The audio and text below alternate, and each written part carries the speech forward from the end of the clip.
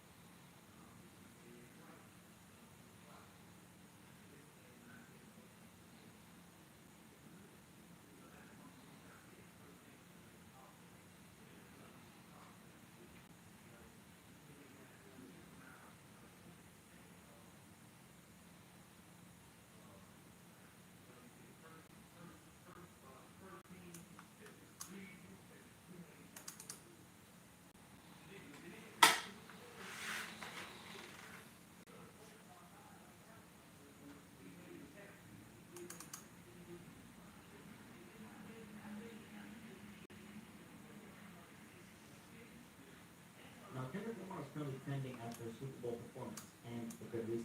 Ever since it was announced back in September that Kendrick was going to perform, the hype has been real. And now it finally happened, and people can't stop talking about it. But here's the thing, most people only saw what was on the surface. What they missed was the deeper message Kendrick was sending. This performance wasn't just about entertainment. It was filled with subliminals, symbolism, and a statement that was So one thing I want to say before we start, basically, everything that Colin Kaepernick was trying to do as far as like taking the knee and things of that nature, Kendrick Lamar got the NFL to pay for the revolution to be televised. Like this is real talk, y'all. went way It might beyond have went that. over y'all So in head, this but video, yeah. we're breaking it all down. What Kendrick was really trying to communicate and why this might be one of the most important Super Bowl performances we've ever seen. Let's start with some of the basics. What I consider the less exciting but still important details. First, we have the A chain, which caught a lot of people's attention. Some fans believe the A could be a subliminal Yeah, the A chain on. It was a small A. That's the A minor. So also Kendrick Lamar has basically his label is PG Lang, and they that some of their merch it has a small A on it, so that's why basically they're talking about this A on this chain. shot at Drake, referencing the A minor line from Not Like Us, or definitely a possibility if you ask me. I think it's more about Kendrick promoting PG Lang. PG Lang, the company Kendrick started in 2020, specializes in music, film, television, and creative production. If you take a look at their merchandise, they freeze the letter A, making this seem more like a branded promotion rather than a direct shot at Drake. That being said, I wouldn't put it past Kendrick to include this knowing people would speculate and tie it back to their beef. But overall, I think this was less about the drama and more about using the big stage in America to push his brand forward. And then we have Serena Williams. So if y'all know, Serena Williams crip walking basically on Drake grave at the Super Bowl. Drake has involved with um, Serena Williams and SZA, and Kendrick had both of them out there.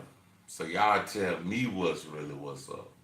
Walking, which is so petty but undeniably funny. This moment was, of course, a direct, calculated jab, considering Serena's history with Drizzy. Serena Williams and Drake used to date at one point, for anyone who doesn't know. Their connection first gained traction in August 2015, when paparazzi snapped them getting cozy at a Cincinnati restaurant. Before that, Drake had already been spotted courtside at her tennis matches, fueling speculation. However, things between Serena and Drake eventually soured. The exact reason, well, nobody. Like it's saying like Drake just can't keep a woman for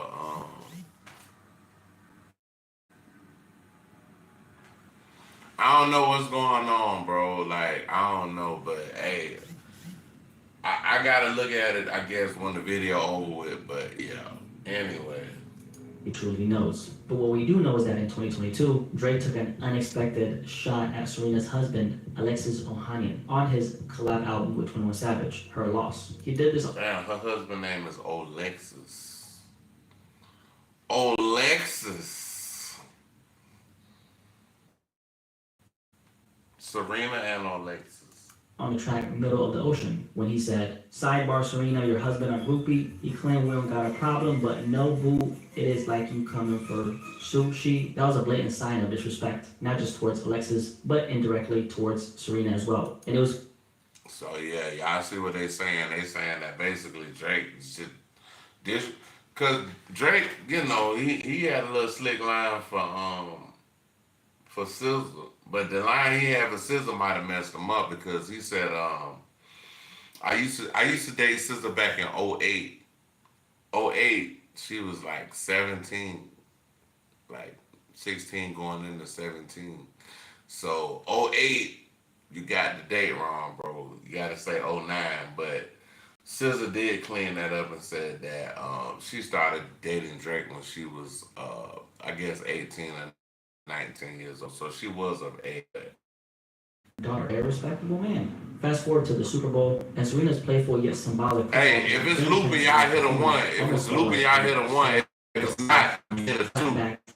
Both of them. I think the deeper context definitely made it hilarious in its own right, whether intentional or not, which it probably was. It was another reminder that hip hop and pop culture history always finds a way to resurface. So Serena, Drake's exes, and they obviously had a fallout. What a better way to send a message on the biggest stage than having her dance? I ain't gonna lie, bro. Serena looks so different from when she was dating Drake to now. It's like she's done a lot of things to her appearance. She just don't look the same. Like she just don't look like the little girl from Compton. Like she looked very different.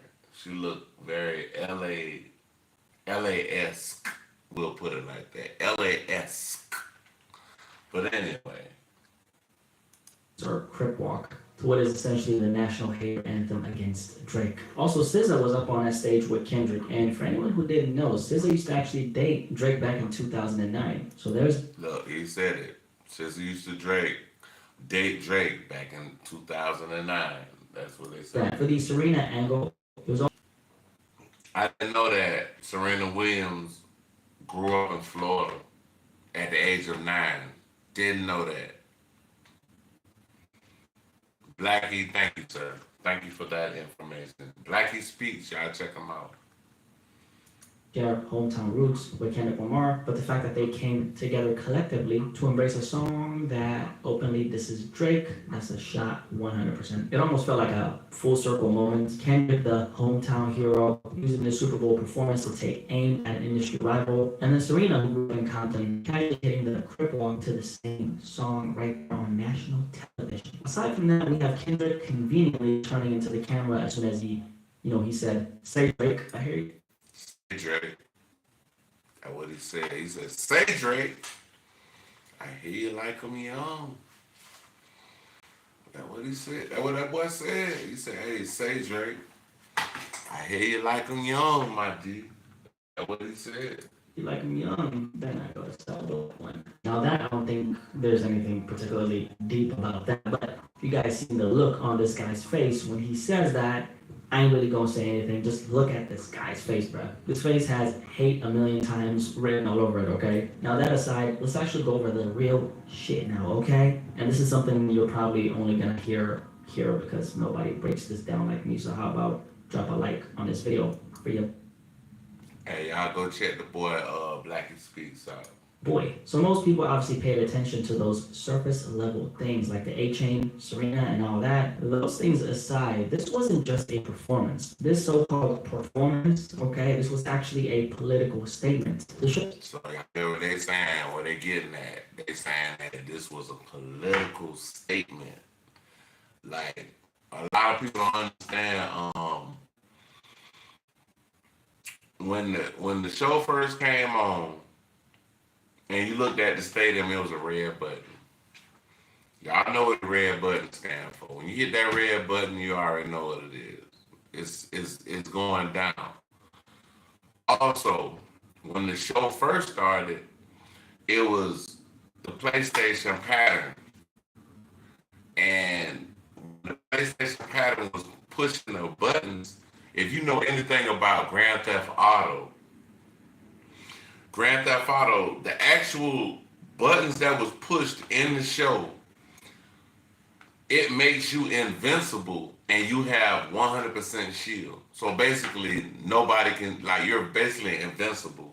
I can go do anything and nobody can't do nothing to me. So, yeah, that's another little tidbit y'all might have didn't know, but yeah, okay. Show opened with none other than legendary actor Samuel L. Jackson introducing Kendrick Lamar. But this wasn't just an introduction. Samuel L. Jackson was dressed as Uncle Sam, the well-known symbol which is supposed to represent the US government. So he's a physical embodiment of the government, okay? And that embodies authority, control, which is essentially the same system that Kendrick has been fighting for the entirety of his career, but most importantly of all, life. Kendrick Lamar has spent his entire career being critical of the systems in America that have contributed to so much of the pain Black America has faced. He's never shied away from addressing oppression, economic disparity, and systematic. So basically, they basically saying that Kendrick is one of them people that,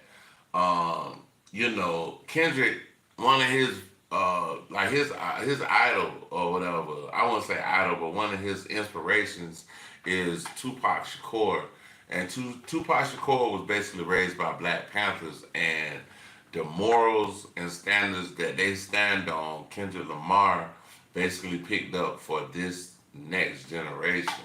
Like it's deep. That's deep, bro. I remember he told a story about they was shooting. I think it was California Love, and his dad was getting off of work, and his dad went, picked them up, and went straight back to the video shoot. Like that's deep, bro. Like you was actually able to see Tupac record the video of California Love, like as a kid, like that's crazy, but yeah. Racism in his music. In fact, he dedicated an entire album to these themes in 2015 called To Pimp a Butterfly. One of the most striking examples of this is Wesley's Theory, the very first song on the album where Kendrick raps, anything see, my name is Uncle Sam, I'm your dog, motherfucker you can't live at the mall, I know you're kind, that's why I'm kind, don't have receipts, oh man, that's fine, pay me later, wear those gators, cliche, then say F your haters. Now this particular song is about the financial traps that have kept Black Americans. So you talking about like, you know, basically Kendrick broke down like the people that's like of our, complexion or whatever.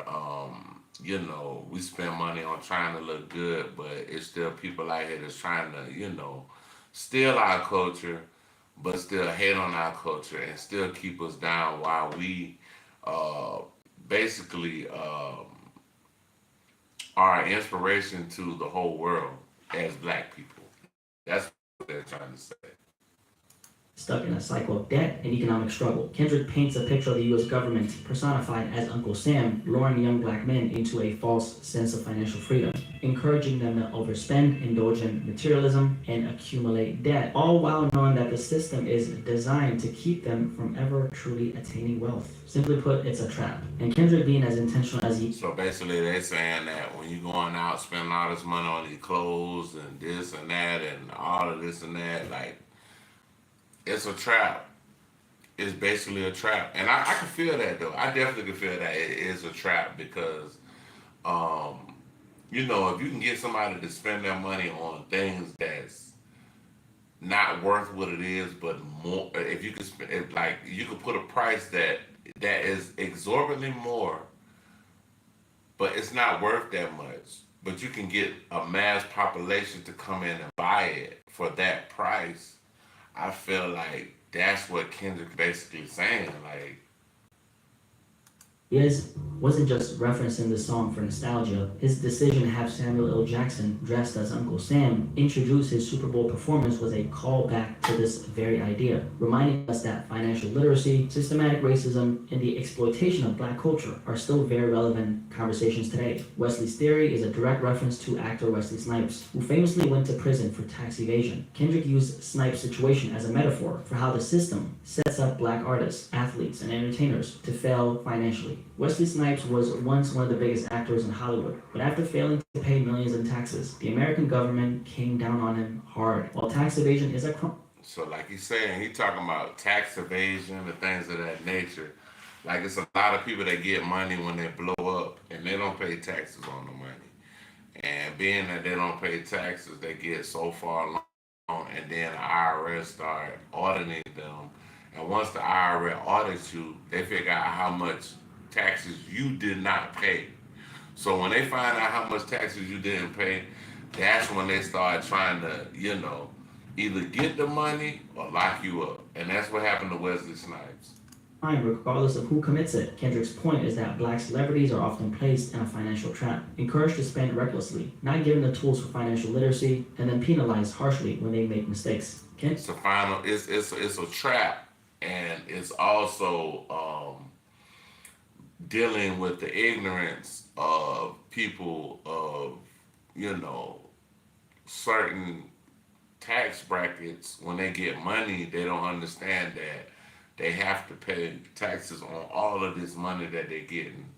Like, I don't care what it is. Kendrick's message in Wesley's theory is that the system doesn't just allow black success, it profits off of black success while making sure that the wealth never truly stays within the community. The government gives opportunities, loans, and access to luxury, but then punishes those who don't navigate the system correctly. It's a cycle, one that's intentionally designed to keep black people chasing wealth without ever achieving true financial independence. And when you bring this back to the Super Bowl performance, the symbolism becomes even clearer. Samuel L. Jackson as Uncle Sam wasn't just a random creative choice, it was a statement. Kendrick was showing that the same oppressive forces he's been rapping about for years are still at play, even on one of America's biggest stages while he's on that stage. Essentially, Kendrick is saying the same forces that allowed me to get on the stage, the ones that helped me get to my success and wealth, are the same forces still controlling the game while I'm performing on. So, y'all heard what he said. The same people that help him get the way he at is the same people that can help take him down. Kanye, so like they were saying, it's kind of similar, but it wasn't exactly, but it was kind of the same lines or whatever. This stage paradox. Kendrick is saying that, hey, I know that I'm benefiting from the system, but he's also a product of the system's constraints. Alright, we're not playing that entire clip, man, because they're trying to get my motherfucking. Alright, we're not playing that entire clip, man, because they're trying to get my motherfucking coins out here, bro, and I'm not gonna let that happen. And that's Samuel L. Jackson, representing the U.S. government, injects himself into the performance by saying, too loud, too reckless, too ghetto. This moment isn't just about performance theatrics. It's a direct critique of how black expression is often policed and commodified.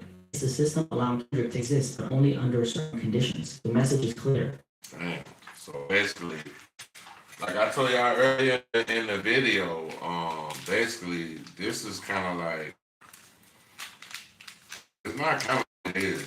It's basically this is kind of like him showing the power construction. You know what I'm saying? How can I put it? The powers that be. We could say that. Right wing, left wing, it's the same bird. Same bird. Right wing, left wing, same bird.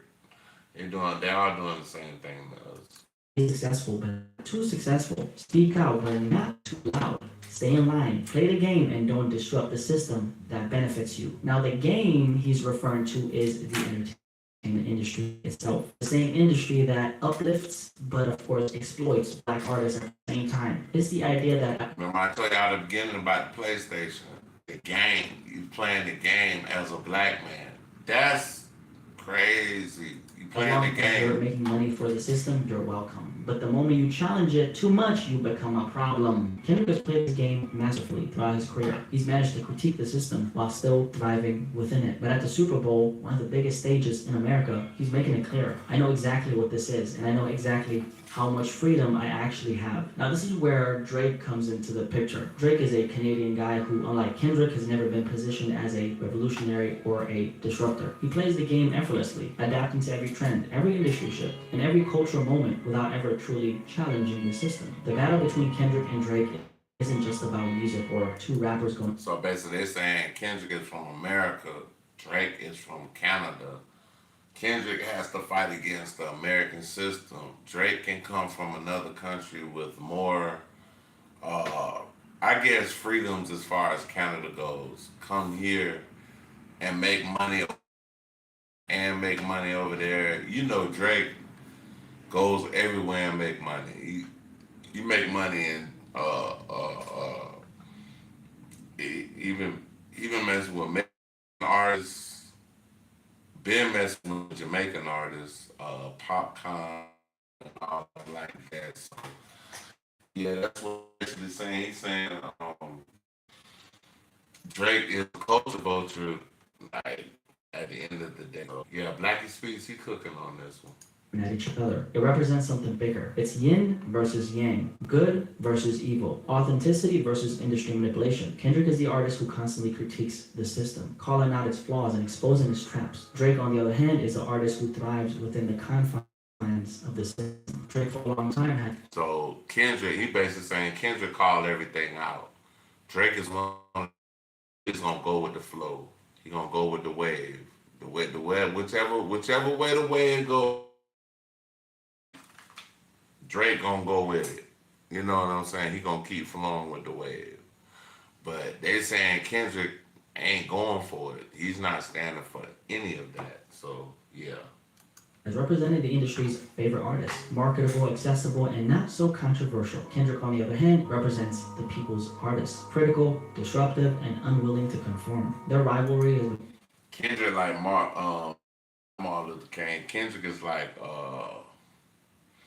Muhammad Ali. Kendrick is the people's champ, y'all. The people's champ.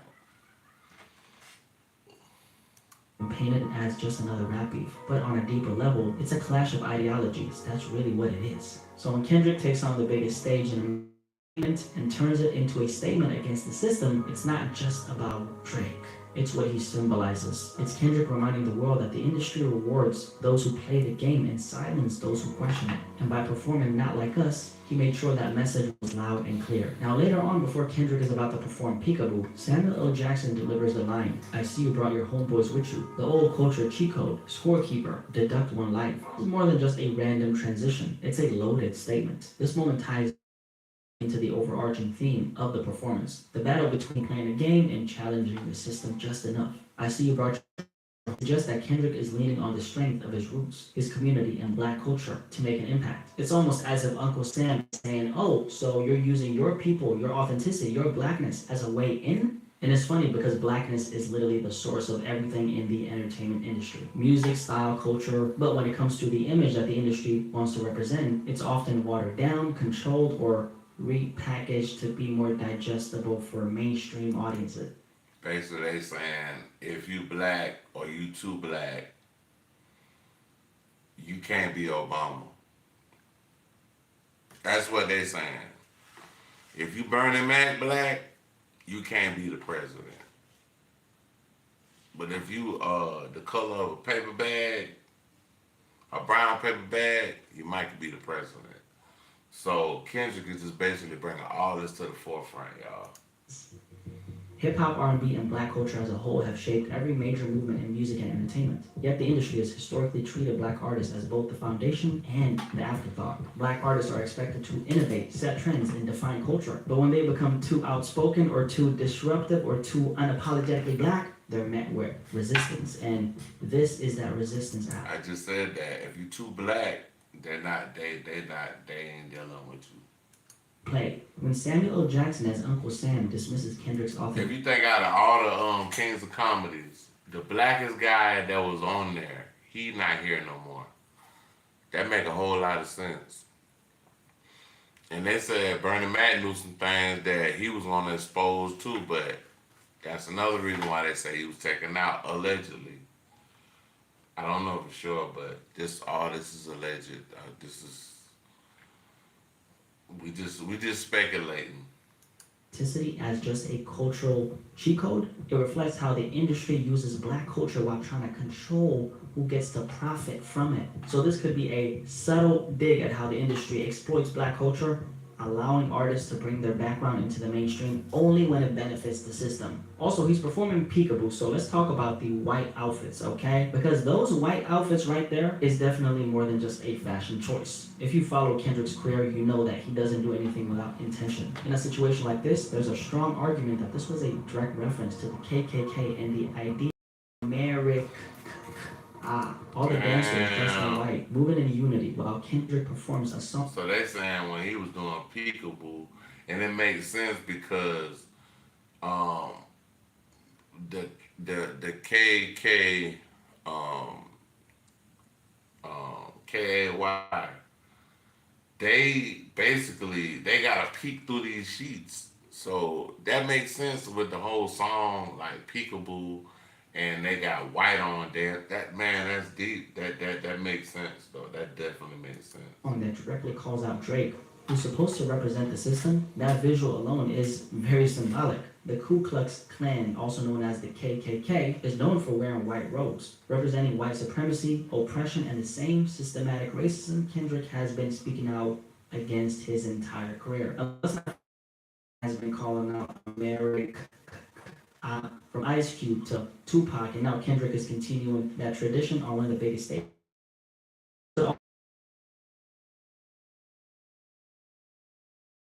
Kaepernick situation played out to the way black artists have been selectively allowed to perform on certain stages.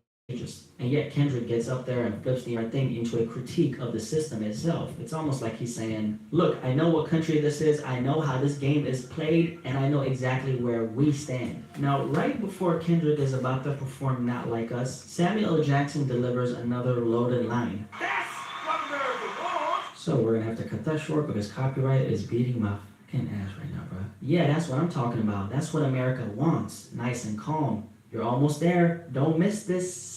And before he can even finish, Kendrick cuts him off, launching straight into Not Like Us. So this moment wasn't just theatrical. So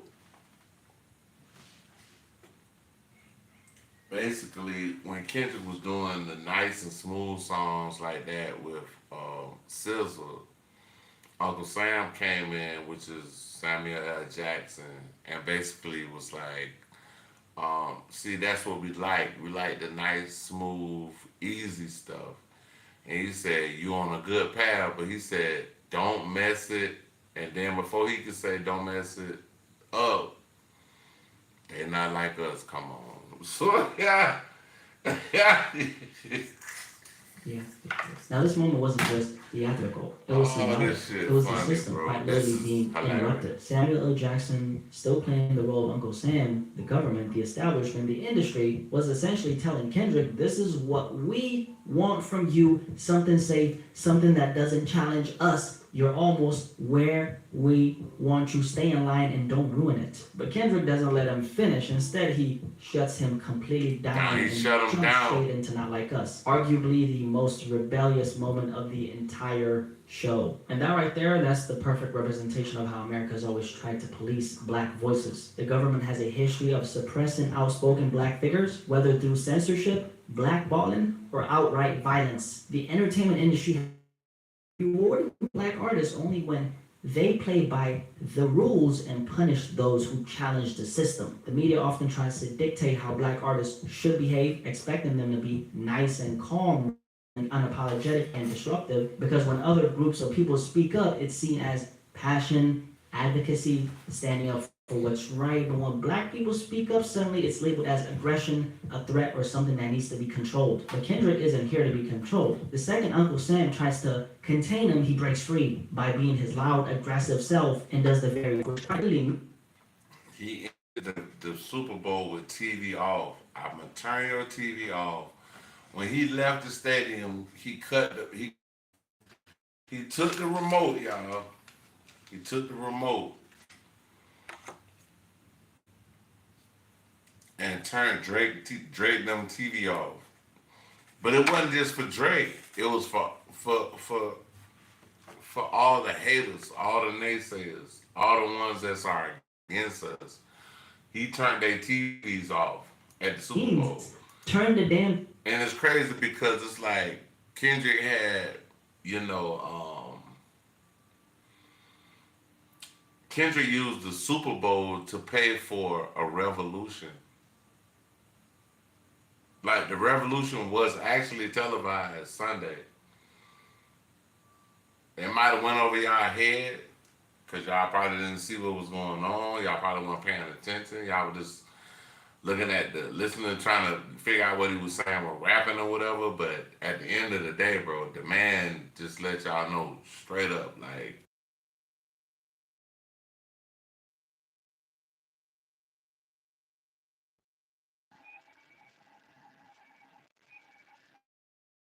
I don't know what's going on. Somebody talking back it ain't loud. TV off. Keep the TV off. Turn this. I think there are two major layers to why Kendrick chose to end this performance with this song. First of all, it's definitely a universal message to everyone. In a world where people are constantly fed media narratives, propaganda, and distractions, Kendrick is telling the audience to wake up. The Super Bowl is one of the biggest spectacles in America. Corporate billions just to have a commercial slot because they know the whole world is watching. The game, the halftime show, the ads, it's all a distraction from real life issues that don't go away once the TV is off. Kendrick basically like he said Kendrick was trying to let y'all know that yeah, this is the most important, viewership of the year, basically. But y'all need to turn y'all TV off, get outside, and make. I'm sorry, y'all, I'm back. But yeah, straight up grassroots. That's what they were saying, like grassroots. You know what I'm saying? From the bottom. You know what I'm saying? You got to get out the house. You got to turn the TV off, get outside the house, and make some things change in your neighborhood. Go mess with the kids. Go make sure that the kids in the neighborhood, the little boys and the little girl, that they good. Um, go and make sure that the elderly people are good. Go and make sure that the people that are homeless, the disenfranchised, help everyone in your neighborhood, in your country. So ending with TV off could be him saying, enough with the distractions.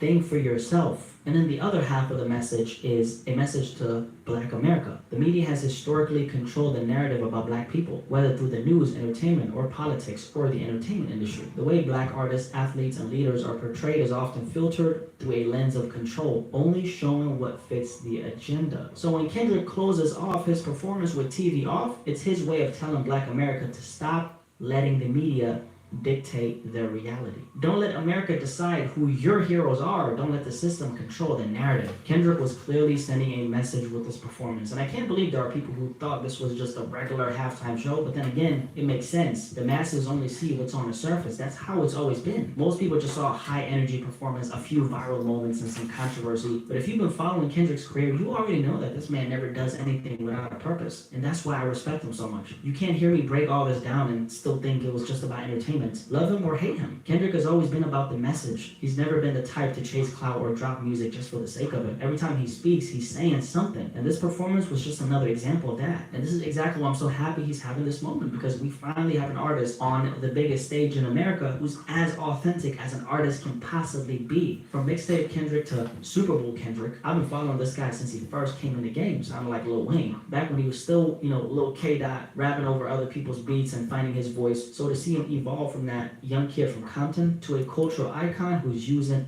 Man, this is a whole roundup of just basically this a deeper dive into it, y'all. I'm gonna try to find some more videos so we could do a deeper dive in this Super Bowl halftime performance. I don't watch it a lot of times. It's on my computer. I don't watch it a lot of times. I love watching it. It's just I love the flow of the music. I like the stage presence. I like, what I'm saying, everything that he did as far as this Super Bowl show. A lot of people saying that the Super Bowl was trash, garbage. I'm like, bitch, where the fuck was Kendrick's Super Bowl performance garbage? Please let me know. If y'all can tell me where it was garbage at, get in the comment section. But at the end of the day, that was that was the best one, maybe behind Michael Jackson. And Michael Jackson probably didn't even put out all the subliminals that Kendrick put out. So Kendrick might be better than Mike, but Mike is up there. He's one or two. If Kendrick number one, Mike two. So we'll leave it at that. But yeah. The Super Bowl as a statement, that's iconic and legendary. Honestly, it's great. And what makes it even greater is how much he's able to say with so little. And this is what separates Kendrick from everyone else. He doesn't just tell you, he shows you. Samuel L. Jackson as Uncle Sam, the system controlling black artists, the dancers dressed in white, possible reference to America and white supremacy, cutting off Uncle Sam before Not Like Us, defying the system in real time, ending with TV off, the final statement, wake up, stop being distracted. Every single moment was intentional. This wasn't just a performance, guys. This was a cultural moment right here. But definitely a cultural moment. He's definitely right. Blackie Speaks, y'all go check him out. Blackie Speaks, man. Go check his channel out. He does a lot of breakdowns and things like that. But yeah, I'm just reacting to his video. Um, yeah, this is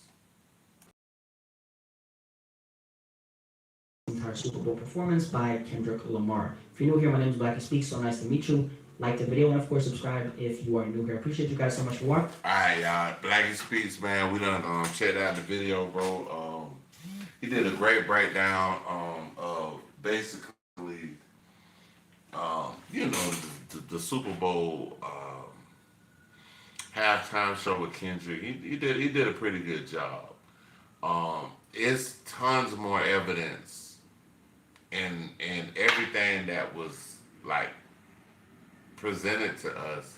Um, I probably got to go look for a couple more videos because I might do like a couple more reactions tonight. I might do another long crime reaction, but I do want to do one of these reactions of what they call it, uh, um, interrogation. So y'all get ready for that. All that's coming in the future. I'm definitely probably gonna do another one tonight, y'all. So basically, man, y'all kicking me in the comment cafe. I want y'all to like, subscribe, share. Definitely hit the notification bell. Y'all want to donate to the channel? Cash App in the description. Hey man, y'all peace and one, and I appreciate everybody for coming through and watching us. Y'all go shout out Blackie Speaks. Go like, subscribe his channel, and go tell him I sent y'all over there. So check me out, man. One in peace.